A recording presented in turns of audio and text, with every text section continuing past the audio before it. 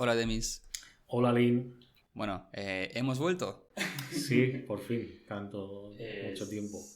Si alguien lo está escuchando de seguido no lo sabrá, pero hemos estado como 3, 4 meses sin hacer nada Algo porque, así. bueno, ocurrió la vida. La vida, sí, cosas que pasan. Sí, pero hoy por primera vez estamos grabando esto en persona, como personas cárnicas, sentados en la misma mesa. Eso sí que ha cambiado ya. Sí, esperemos que ahora se escuche un poco mejor y tal, y esté todo un poco más coordinado, no sé, que fluya más o algo. Bueno, vamos a empezar con lo que habíamos dejado pendiente, que Sí, era el sábado 3. exacto. Un tercer capítulo dedicado al sábado, ya el último, Sí, en el último, el principio. último. Pero la verdad es que el tema pues se podría hablar infinitamente sobre su historia tanto en el cristianismo o sobre su relación con los distintos textos bíblicos y supuestos fundamentos en las escrituras, sobre su relación con la ley, el papel que ésta tiene en el nuevo pacto y bueno, sobre la relevancia del sábado en el adventismo en particular, que es de lo que estamos hablando, y su ideología escatológica. En el capítulo anterior hablamos un poco sobre algunos textos del Antiguo Testamento relacionados con el Génesis, la revelación de la ley en el Sinaí, textos de Isaías, etc. Y hoy nos vamos a centrar más en el Nuevo Testamento. En realidad, en el Nuevo Testamento, el tema del sábado es tratado de una forma muy tangencial. No hay, digamos, ningún capítulo así dedicado por entero a este tema. Podríamos, no sé, hablar quizá de una excepción en Hebreos 4, aunque, bueno, Pablo ahí utiliza un término muy difícil de interpretar y de traducir, y al parecer, pues lo que quiere decir es algo totalmente diferente a lo que algunas personas podrían pensar. Desde luego, lo que sí es cierto es que los autores del Nuevo Testamento nunca hablan de la preeminencia del decálogo sobre el resto de la ley o de su carácter atemporal. Nunca hablan de la existencia de una ley moral y de otra ceremonial, por ejemplo. No parece que para Pablo, por ejemplo, fuera tan importante como lo es en el adventismo dejar claro que los cristianos deben obedecer el cuarto mandamiento sí o sí, como una señal de distinción de los verdaderos cristianos. Pablo se centra más en el tema de los hechos y de la ley. Parece más preocupado de convencernos que los cristianos no tienen por qué circuncidarse, por ejemplo, de que estos deban seguir guardando el sábado. Y precisamente pues aquí está la cuestión. Si la ley ya no sigue vigente en el nuevo pacto, el sábado como parte de la ley no debe tener ninguna relevancia tampoco. Pero es que si la ley no sigue vigente en el nuevo pacto, entonces, ¿en qué nos basamos para distinguir el bien y el mal? ¿Qué criterio alternativo tenemos? ¿Qué es lo que nos indica cuándo estamos pecando y cuándo estamos haciendo la voluntad de Dios? Y en el adventismo se encuentra una salida a esta cuestión distinguiendo, como ya mencionaba antes, entre dos tipos de leyes, la ley moral y la ley ceremonial. Entonces, las leyes morales y especialmente el decálogo siguen vigentes. Son la ley eterna de Dios. Mientras que las leyes ceremoniales fueron dadas explícitamente a los judíos con un fin determinado para un periodo determinado, y aunque podamos aprender alguna cosita de ahí, estas leyes ya no rigen nuestras vidas en el nuevo pacto. El problema es que, sencillamente, como ya he dicho antes, ningún autor en el Nuevo Testamento, Pablo incluido, no distingue de manera explícita nunca entre ley moral y ceremonial, ni tampoco habla sobre ese carácter atemporal del decálogo. Efectivamente, los adventistas desde su origen son muy, muy legalistas. Más tarde, tras 1888, pegan un giro fuerte a la izquierda en ese sentido, ya hablaremos de eso. Sí. Aunque, bueno, siempre se les queda ese instinto legalista que, visto desde fuera, los demás huelen con mucha facilidad. Sí. Por eso esta distinción de ley moral y ley ceremonial es un intento de conciliar, después de 1888 sobre todo, ese amor por la ley con la idea de la justificación por la fe y demás. Exacto. También me parece importante mencionar que el sábado, no explícitamente, pero la actitud que yo veo tanto en los orígenes del adventismo como hasta el día de hoy, sí, es un poco como un sacrificio de tiempo. Igual que en las leyes ceremoniales a Dios se le sacrificaba un cordero, una oveja o lo que fuera, uno le sacrifica a Dios un día de la semana. Es un día dedicado a Dios. Exactamente igual que una oveja se la dedicaban a Dios y la sacrificaban. Por eso en sábado, bueno, ya hablaremos luego de lo que hacen los adventistas sino en sábado, de no hacer nada útil, nada que sea trabajo, nada que sea productivo, entre comillas, porque es un día de descanso dedicado a Dios. Sí. Ese es el aspecto fundamental de la actitud, es que está dedicado a Dios. ¿Ves como si el cuarto mandamiento, pese a estar en el decálogo, que es considerado una ley moral, tiene un fuerte matiz ceremonial? Sí, un aspecto ceremonial asociado. Sí. Que en el adventismo se niega precisamente porque está en el decálogo, y al estar en el decálogo y como el decálogo es moral, pues el sábado automáticamente se convierte también en moral. Sí. Por lo menos así lo he entendido. Sí, esa es la justificación. Por lo de el decálogo estaba escrito en piedra y sí, que creo que ya lo hablamos. Sí, ya ni me acuerdo, la verdad. Creo que hace tanto que ya... Sí, ya no me acuerdo, pero creo que sí que lo mencionamos. Vale. Hay muchos argumentos utilizados en la Iglesia que interpretan muchos textos del Nuevo Testamento de manera que apoye la teoría mencionada anteriormente, pero no vamos a entrar en ello. A lo mejor, no sé, en otra ocasión, no sé, pero hoy no, porque no nos da tiempo. Lo que sí que me gustaría hacer hoy es presentar a aquellos que no lo conozcan a un autor, uno de los autores más relevantes en la historia adventista, del que volveremos a hablar más adelante, con más detalle, cuando más o menos este orden cronológico que intentamos llevar pues nos lleve a los años 30 del siglo XX, que son los que le corresponden. Se trata de Andreasen. Yo creo que a mucha gente Andreasen pues les va a sonar mucho. Pero llegaremos a él por otras movidas que no llegaremos a él por otras movidas, exactamente, sí. Por el tema de la última generación, que deberá permanecer sin pecado y sin mediador durante el tiempo del fin y tal, que es por lo que a él se le conoce. Sí, pero bueno, ahora... todo tiene que ver con el sábado, en realidad. Sí, en el fondo todas estas cosas están relacionadas sí. en el ideario adventista, es verdad. Pero hoy me interesa un aspecto de su obra. Es un libro muy recomendable para cualquier persona que quiera entender el adventismo y su historia. Se trata de un libro que se llama El santuario y su servicio.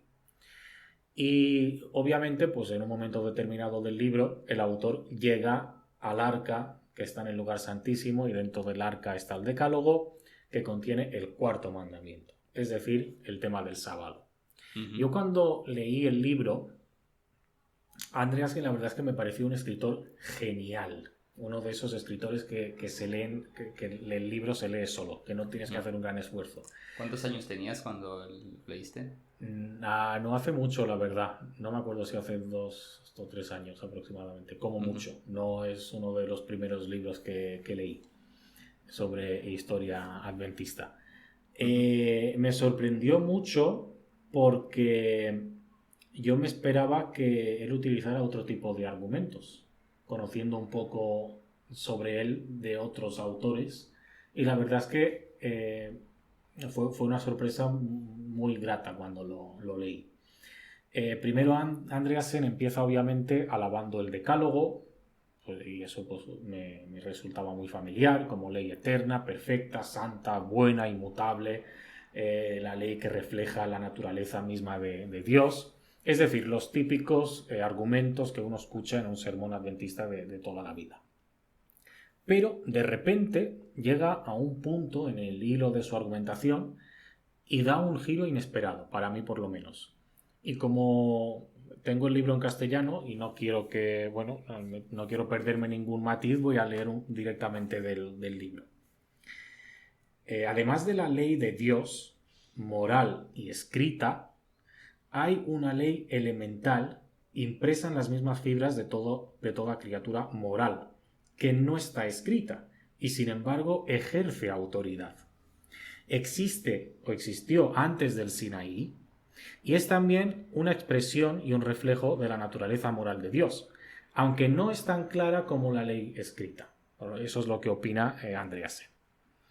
Porque cuando los paganos, y aquí menciona ya un versículo extraordinario del segundo capítulo de Romanos, cuando los paganos que no tienen ley en forma escrita hacen por naturaleza lo que es de la ley, estos, aunque no tengan ley, son ley para sí mismos, mostrando la obra de la ley escrita en sus corazones, dando testimonio su conciencia y acusándoles o defendiéndoles sus razonamientos. Esta ley no escrita, atención a esto, tiene tanta autoridad que Dios queda justificado de usarla en el juicio. Porque todos los que sin ley han pecado, sin ley también perecerán, y todos los que bajo la ley han pecado, por la ley serán juzgados. Los paganos hacen naturalmente lo que es de la ley, es decir, que tienen un sentido inherente de lo bueno y de lo malo. Y por eso, y por este sentido son juzgados. Me encanta esta definición de sentido inherente de lo bueno y de lo malo. Esa ley elemental, aunque no escrita, tiene todas las características de la ley escrita de Dios. Y en su campo tiene igual autoridad. Ningún ser humano puede violar la ley natural y esperar escapar de las consecuencias. Y yo personalmente esto no lo había escuchado. O sea, no había escuchado... Nunca dentro de... No. Aceptar de una forma tan rotunda lo que, por otro lado, pone claramente en esos versículos de Romanos. Entonces, Andreasen distingue aquí, basándose en Romanos 2, no entre ley moral y ceremonial, que no es que Andreasen niegue esto, Andreasen lo cree, pero ahora en particular, basándose en estos versículos, él distingue entre ley escrita y ley no escrita. Y sinceramente creo que esa es la única distinción que realmente podemos encontrar de forma explícita en la obra de Pablo. Él sí habla de una ley escrita y una ley no escrita, aunque nunca, repito, hable de una ley moral y otra ceremonial. Para mí este texto de Romanos 2 es uno de los textos más fascinantes de toda la Biblia, quizá uno de los más ignorados también, y es de alguna manera, creo, la clave para entender el Evangelio en general, a Pablo en general, y lo que el cristianismo supuso como mejora del judaísmo, digamos. Es la diferencia fundamental, creo yo, entre el antiguo y el nuevo pacto. Y sinceramente yo no podría estar más de acuerdo con lo que el autor dice en su explicación. Es como siempre lo he entendido leyendo simplemente el texto y como creo yo cualquiera lo entendería leyendo simplemente lo que pone en Romanos. La interpretación adventista tradicional de este texto que yo conozco, por lo menos, es que sí, es verdad, los gentiles eran o fueron su propia ley porque no tenían ley. Pero eso hasta que entran en contacto con la ley. Sí, el argumento adventista típico de toda la vida de que, la ignorancia se perdona, pero una vez te enteras de que Dios ha mandado esto y lo otro, estás obligado a cumplirlo. Como aquello de que, uno puede salvarse sin guardar el sábado hasta que se encuentre un adventista que le cuente lo del sábado. A partir de ahí ya no tiene excusa. Entonces, después de entrar en contacto con la ley, uno debe obedecer esta ley, la escrita, que es mejor. Y Andreasen pues también dice que es más clara, es el matiz que él puntualiza. Como si Pablo dijera en algún momento, id a predicar a las naciones el decálogo, para que guarden el sábado. cosa que obviamente Pablo nunca dijo.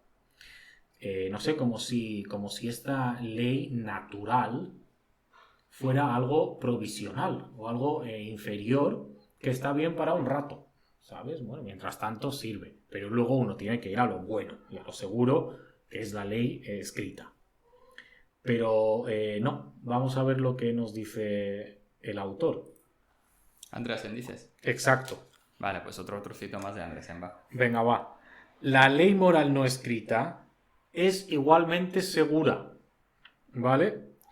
La conciencia da testimonio de un poder superior al del hombre, una fuerza compulsiva, un poder casi irresistible. Es cierto que la ley moral, por obrar en un reino superior al físico, no puede ser demostrada inmediatamente, y los efectos de la transgresión pueden no ser tan visibles como en el caso de la violación de la ley física, pero son, a pesar de ello, tan seguros como estos últimos. Sinceramente, esto no es lo que cree ninguna iglesia en particular. Desafortunadamente, creo que el cristianismo en general no ha entendido esto, ni lo ha creído, ni lo ha predicado nunca, excepto quizá pues algún personaje puntual. Pero a la gente en general se le ha predicado y se les predica justamente lo contrario.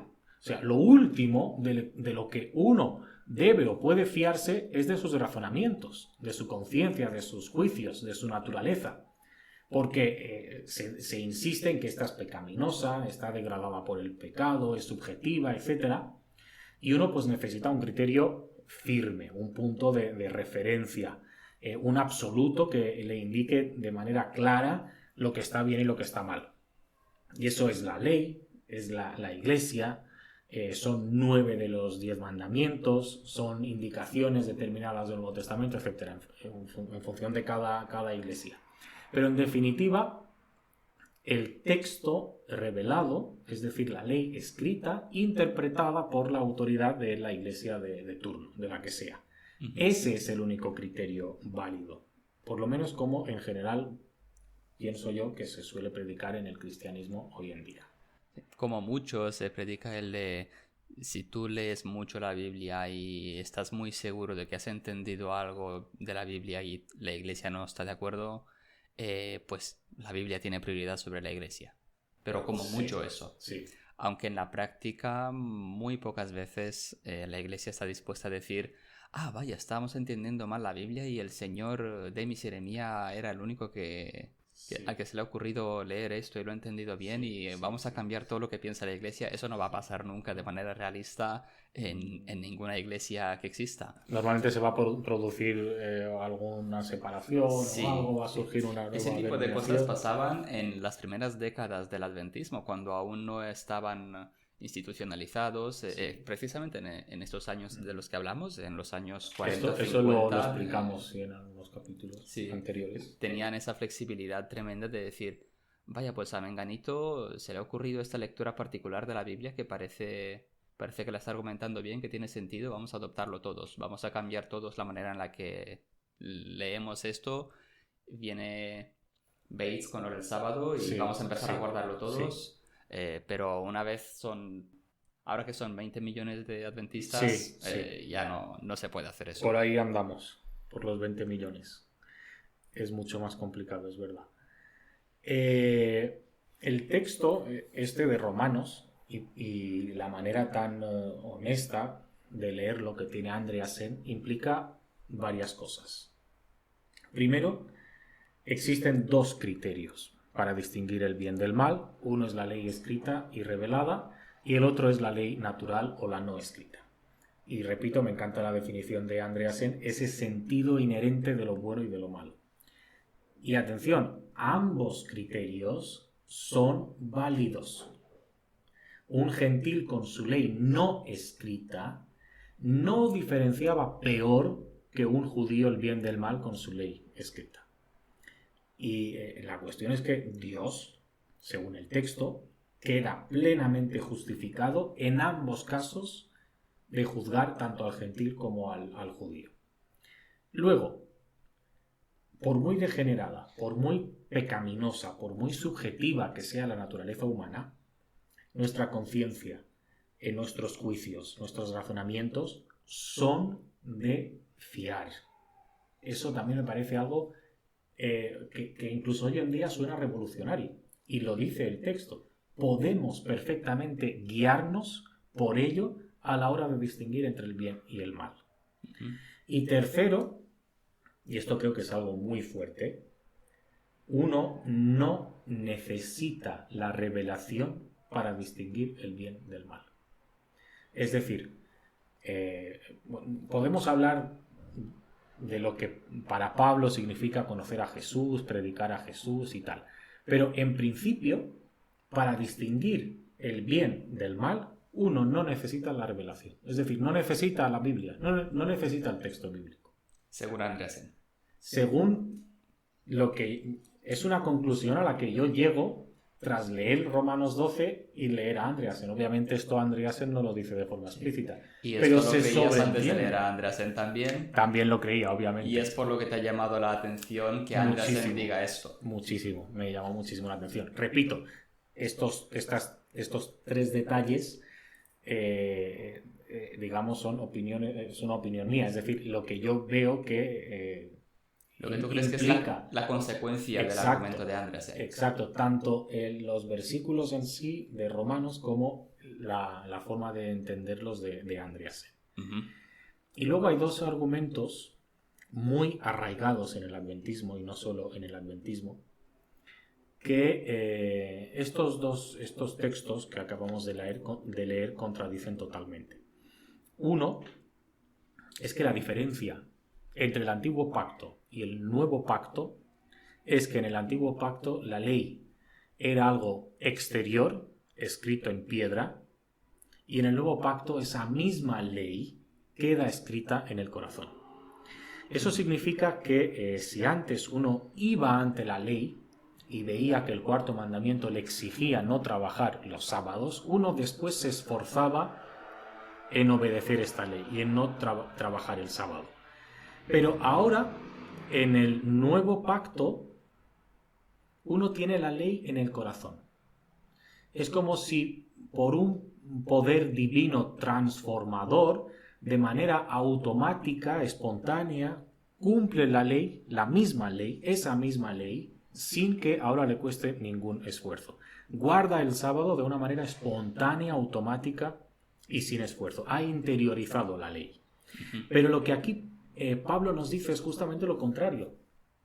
Uno no va a la ley exterior y revelada y escrita en piedra, ve lo que pone, tiene fe en Jesús, la interioriza para cumplirla de forma automática, espontánea y sin esfuerzo. Los gentiles... Gentiles eran no judíos. Exactamente. O sea, atención, los gentiles, dice el texto explícitamente, tienen la ley en sus corazones. Los gentiles ya tenían la ley en sus corazones y la tenían sin conocer la ley escrita. Pero es que además lo que demuestra que tiene esta ley en sus corazones es que ellos son ley para sí mismos. Y el texto nos explica exactamente cómo funciona esto. No interiorizando algo exterior y revelado, sino siendo fiel a la conciencia de uno, a sus razonamientos que lo acusan y lo defienden. No lo demuestra la ley, esa exterior. No la ley escrita demuestra que los gentiles tienen la ley en sus corazones, sino sus razonamientos son lo que demuestra que ellos tienen la ley en sus corazones y la tienen, repito, sin haber tenido contacto con la ley escrita. De alguna manera, y esto es bastante llamativo en Pablo, los gentiles ya vivían en el nuevo pacto. Antes de hacerse siquiera cristianos, y a diferencia de los judíos, que dependían de una ley exterior y escrita que les hacía permanecer en el antiguo pacto. Una de las preguntas que yo siempre me hacía era ¿qué mandamientos cumplían los gentiles concretamente? De esta manera, siendo ley para sí mismos. Y aquí es donde este tema nos lleva de vuelta a nuestra cuestión, que es el sábado. Sí, porque hemos pegado un pequeño rodeo ahora. Un pequeño rodeo. Con la ley, la definición del bien y el mal y demás. Sí, pero es que es eso. El sábado en el adventismo es eso. Sí. Otra de las ideas que suele repetirse mucho, tanto en el adventismo y no solo, como entre las demás denominaciones, es que el decálogo es la ley natural.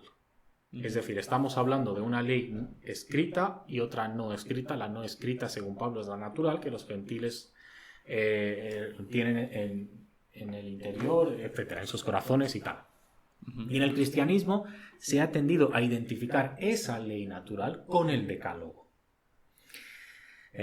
No es difícil observar que en todas las civilizaciones, en cuanto unos pocos seres humanos se juntan y conviven, se acaban condenando el hurto, la mentira, el crimen. Se define una determinada disciplina sexual, una serie de normas de respeto hacia los mayores en general.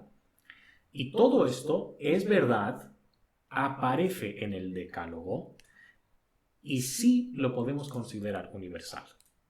Pero el problema del decálogo es que contiene además monoteísmo, condena el culto a los ídolos y, por ejemplo, impone guardar el sábado. Los gentiles ni eran monoteístas, ni guardaban el sábado, ni tenían ningún problema en adorar ídolos. Es decir, realmente ellos transgreden claramente casi la mitad del decálogo. Entonces ya yo veo muy complicado seguir identificando el decálogo en su conjunto con esa ley o esos mandamientos de los que Pablo habla que los gentiles tienen en su corazón. Vamos a ver qué nos dice Andreasen sobre esto. Pero la naturaleza no indica en parte alguna un día definido de descanso. Esto aparece en la ley escrita de Dios. Los paganos tienen percepciones de lo bueno y de lo malo, y su conciencia los acusa y los excusa. Esto no parece ser el caso, sin embargo, respecto al séptimo día o día de reposo. No hay nada en la naturaleza que nos induzca a observar un día de cada 7 y mucho menos un séptimo día determinado. Esto puede requerir cierto estudio. La selección de un día en particular de la semana fue un acto distinto de Dios, que puede conocerse únicamente por la revelación. La naturaleza no nos da ninguna clave acerca de cuál es el día de reposo, o si hay alguno. El mandamiento de observar el séptimo día es una declaración del Dios soberano que pone aparte un día en particular como tiempo santo. Aunque parece apropiado que el último día de la semana de la creación haya sido elegido como el día de reposo, es concebible que el miércoles o cualquier otro día podría cumplir igualmente el propósito, si así lo hubiese ordenado el Creador. La elección del séptimo día descansa no sobre algún hecho de la naturaleza, sino sobre una orden de Dios que no está acompañada por ninguna ley adicional, elemental o natural. Se basa enteramente en un así dice Jehová. Y creemos que esto tiene una razón y proseguiremos con este estudio más adelante. Entonces, vemos como Andreasen reconoce que dentro del mismo decálogo existen distintos tipos de mandamientos. Insisto, el decálogo no es uniforme, no es un bloque. En el decálogo hay diferentes tipos de mandamientos. Básicamente hay algunos que son naturales, lógicos y razonables, que los gentiles cumplían, y hay otros, particularmente el sábado, que tiene un carácter arbitrario, que carece de un fundamento lógico. Aquí de nuevo Andreasen me parece brutal. De nuevo es la primera vez que yo leo algo así, dicho de una manera tan clara y tan explícita por un autor adventista. Sí, en realidad creo que sí que hay una justificación natural para tener semanas de 7 días, y es que hay 7 planetas visibles en el cielo. Y obviamente la mayoría de las culturas de la antigüedad, teniendo esta obsesión con las estrellas y los planetas y demás, porque creían que ahí vivían los dioses y lo que fuera. Sí que a partir de ahí sacaban que había 7 dioses principales y a cada uno se le daba un día. Sí. Eso ya lo tenían los romanos, lo tenían los babilonios. De hecho, los babilonios incluso tenían un descanso, un día de descanso semanal. Desde los mismísimos sumerios. Yo he leído por lo menos algunas teorías que sostienen que tenían contratos laborales muy elaborados, y dentro de los derechos del trabajador estaba el tener un día de descanso, que era justamente el 7º día de la semana. Sí, aunque no sabemos si coincidía con el sábado o era otro. Muy probablemente sí. Pero tiene toda la razón en que si una cultura guardaba como día de reposo dentro de esa semana el sábado o el miércoles, era un accidente de la historia. En la naturaleza, en los planetas, no hay absolutamente nada cuando miras al cielo que te diga no, hoy es el día de este planeta y no del otro. Es una cosa totalmente arbitraria que ocurrió y punto. En su caso, si tomas la Biblia como tal, pues que Dios lo mandó que ese es y punto. Exacto, que es lo que Andreasen nos está diciendo. También está lo de las fases de la luna.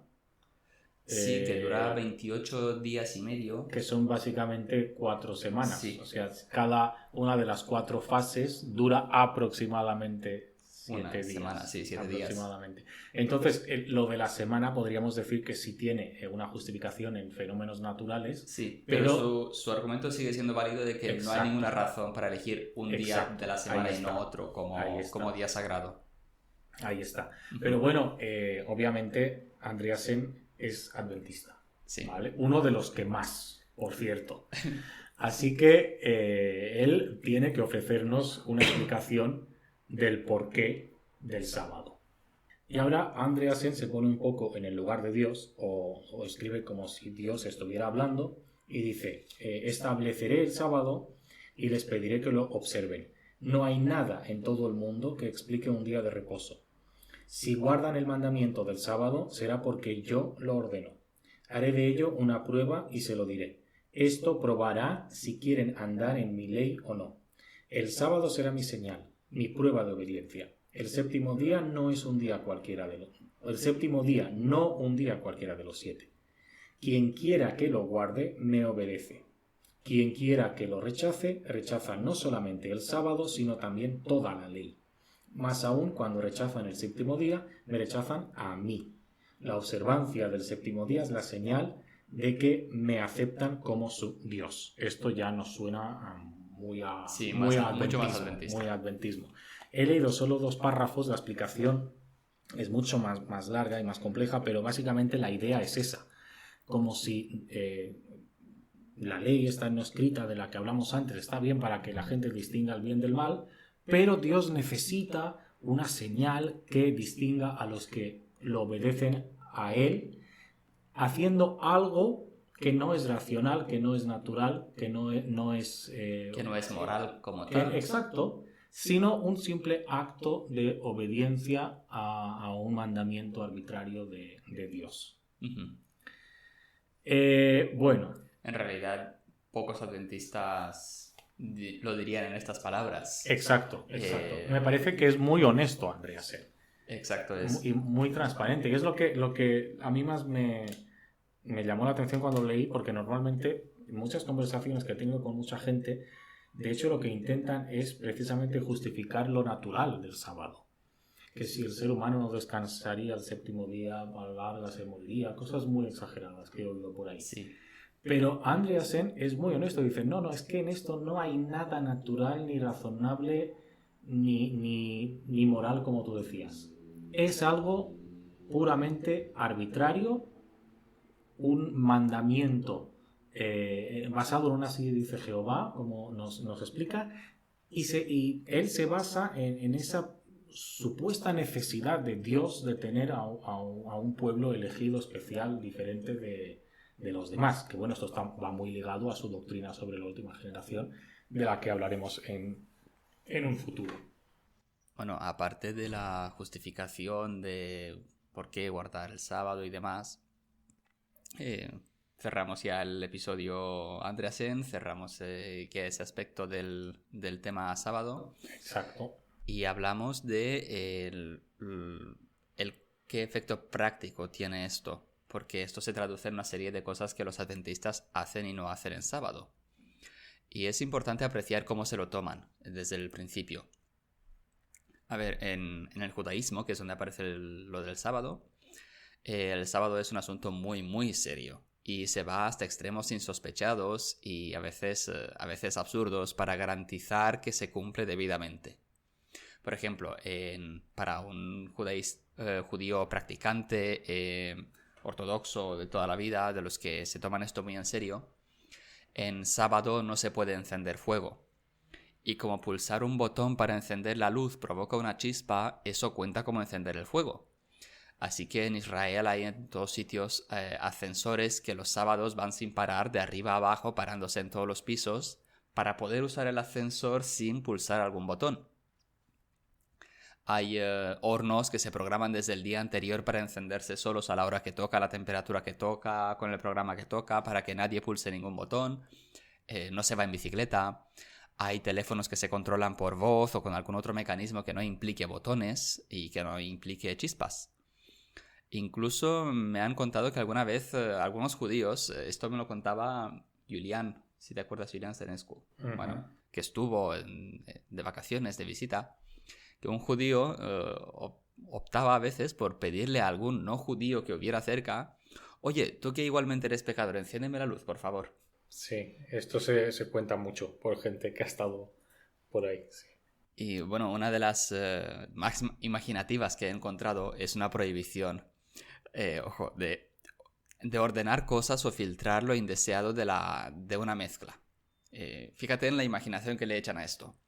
Si tú tienes un bol donde tienes mezclados pistachos y pasas, y te gustan los pistachos pero no las pasas, está prohibido quitar las pasas y ponerlas en otro bol porque estás eliminando o filtrando lo que no deseas de una mezcla.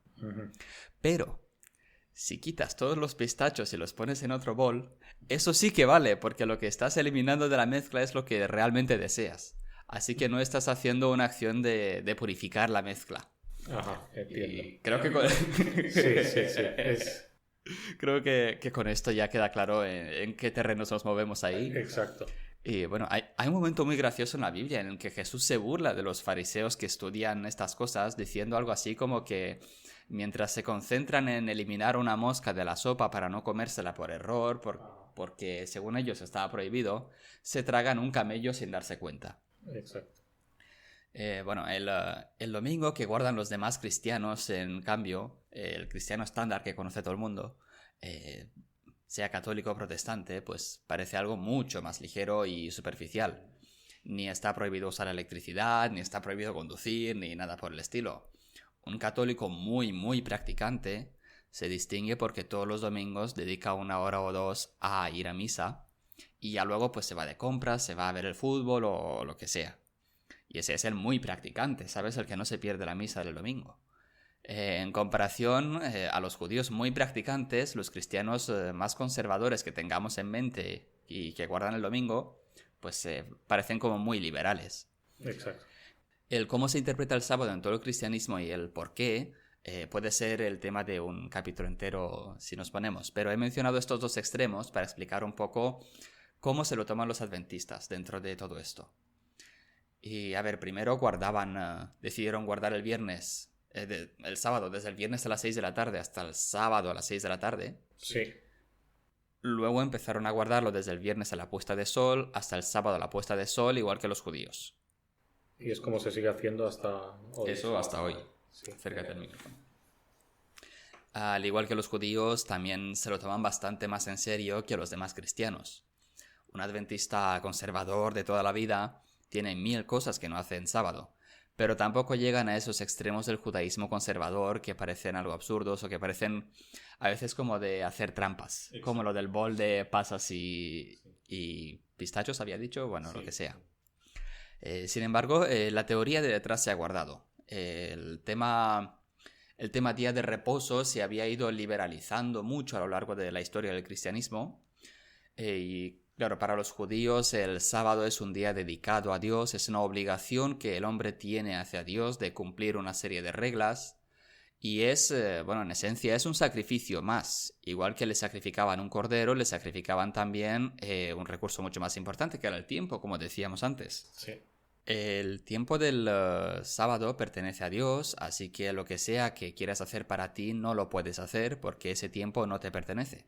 Esa es la esencia del sábado judío. Para los cristianos se convirtió de verdad en un día de descanso. Es decir, es importante ir a misa, pero eso son 2 horas. El resto del tiempo es tuyo, aunque se busca idealmente pues, que lo dediques a cosas no materiales.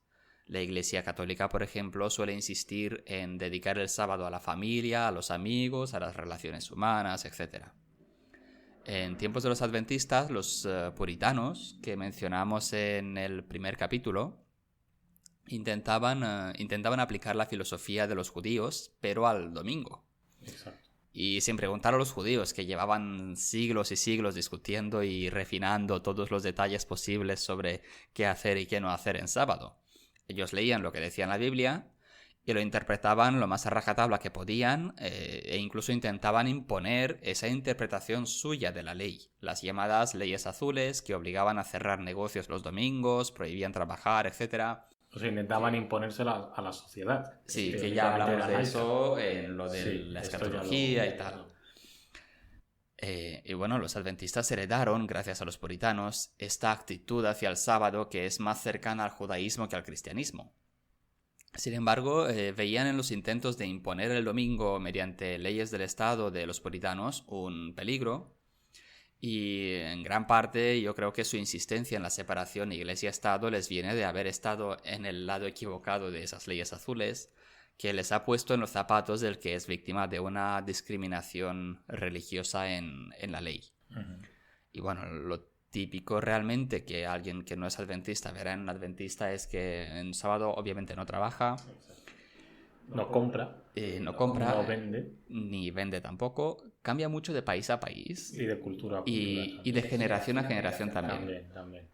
Yo recuerdo cuando crecíamos en Rumanía, estaba mal visto coger el coche a menos que vivieras muy lejos de la iglesia, y aún así había gente que se pegaba caminatas de 5 kilómetros para ir a la iglesia y otra para volver y cosas así. O prefería ir en bici. La bici tenía una connotación menos pecaminosa. Sí, algunos iban en bici y luego tampoco coger frutas de un árbol y cosas así.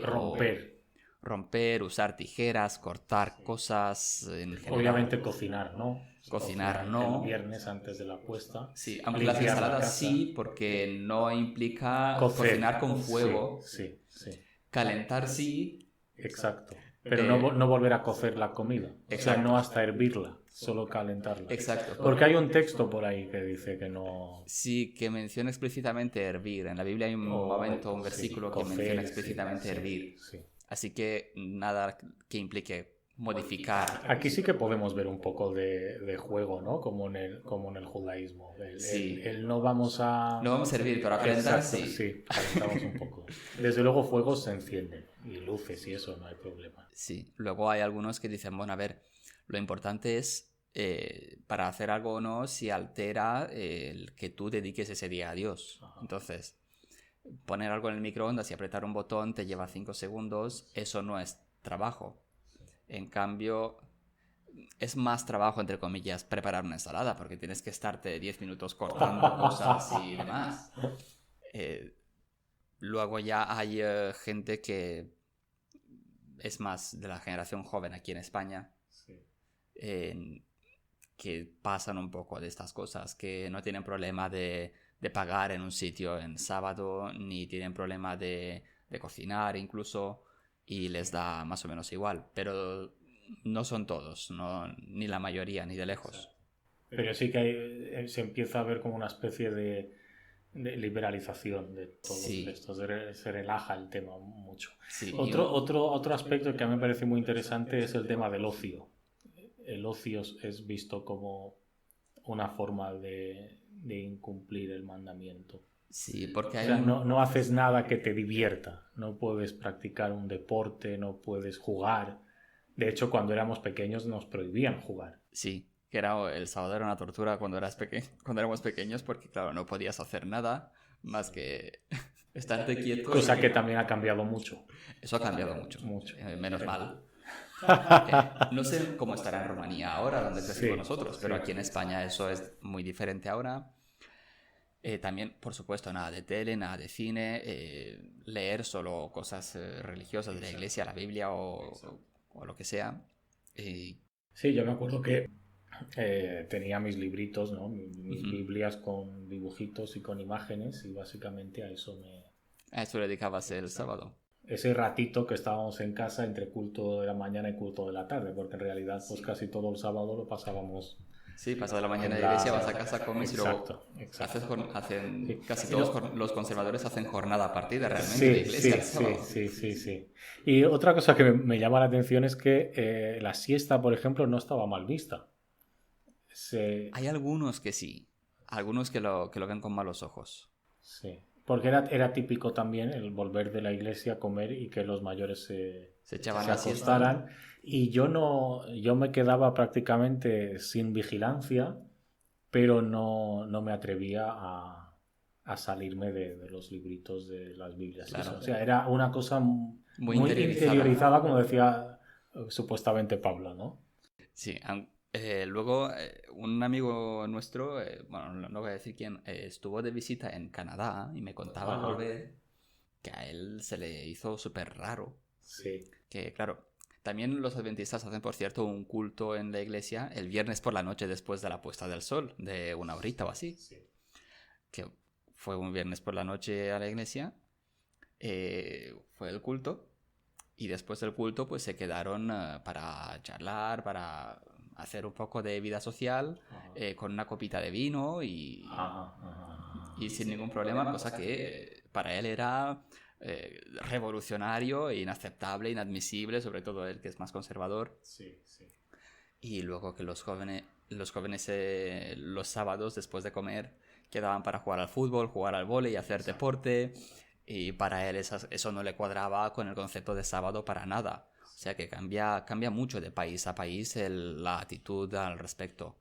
Pero la mayoría de los adventistas que vayas a conocer aquí en España sí que tendrán bastantes limitaciones respecto a lo que hacen o no en sábado. Sí. Y es curioso cómo suele coincidir un poco que cuanto menos desarrollado está económicamente un país, también más conservadores en este aspecto y más y en rígidas. Otros aspectos también. Exacto. Son las normas, y cuanto más desarrollado está, menos importancia se da a estos detalles. Es curioso. Y luego otro detalle curioso es que, claro, el cuarto mandamiento incluye a la gente que vas a dejar que descanse en sábado, al que esté de visita en tu casa. Sí, es verdad. Al extranjero que esté dentro de tus puertas o algo así, dice. Sí. Y claro, eso es un problema a veces para algunos adventistas si tienen a alguien en alquiler o a alguien que, ¿sabes? En plan, un amigo que pasa un tiempo en su casa o lo que sea, sobre todo los romanos que habíamos venido a España. Sí. Cuando uno venía a España, venía y estaba unos meses viviendo en casa de algún familiar o algún amigo hasta que podía alquilarse algo por sí mismo. Y a veces surgían algunos conflictos por eso, porque era como, no, mientras estés bajo mi techo tienes que guardar el sábado, porque el cuarto mandamiento te incluye a ti también. Sí. Y eso, por supuesto, si tú estás en el otro lado, dices, a mí que me importa lo que tú creas del sábado y de lo que quieras. Yo he trabajado toda la semana, ahora es sábado, me voy a sentar a ver la tele. Pero creo que es un problema que hoy en día se tiene bastante asumido, ¿no? El que no se puede imponer eso al que esté bajo tu mismo techo. Aunque el mandamiento lo diga explícitamente, es algo que se ignora un poco. Sí, sobre todo aquí en España, incluso los romanos que han venido a España, ya la mayoría lo ignoran. Quizá, yo es que no recuerdo situaciones de estas de cuando yo era pequeño y vivía allí en Rumanía, de tener que tener a alguien en casa que no fuera adventista y qué tal. No lo recuerdo, ¿eh? Pero vamos, que creo que aquí por lo menos y ahora eso es algo que está bastante superado. Hace unos 3 o 4 años yo sé de alguien que conocemos que alquiló una habitación a alguien, y le estaba dando vueltas de, claro, es que solo quiero a esa persona y claro, está en mi casa pero no guarda el sábado y qué hago y tal. que le dijimos un poco de, a ver, si lo has alquilado, esa habitación es suya, no es Ya, tu casa, ya, porque se lo has alquilado. Ya.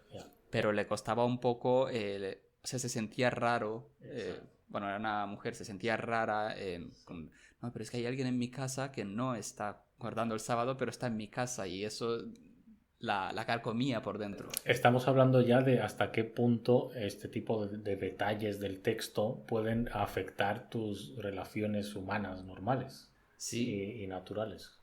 Sí, es cierto, es curioso.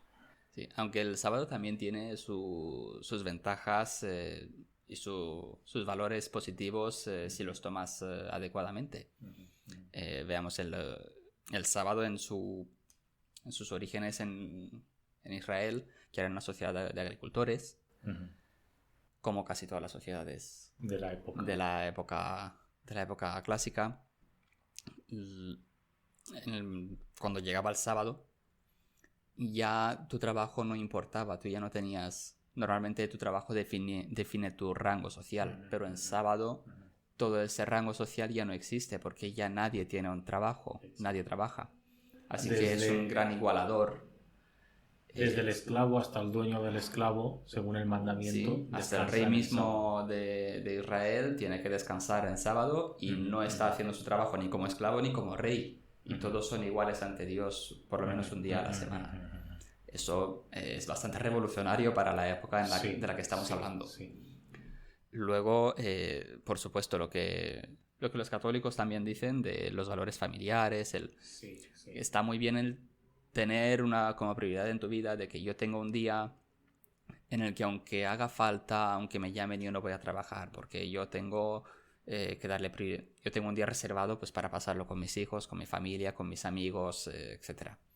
Eso hay muchos sitios, sobre todo en Estados Unidos, que es un país muy, muy capitalista, donde la gente tiende a trabajar más de la cuenta. Autoexplotarse un poco.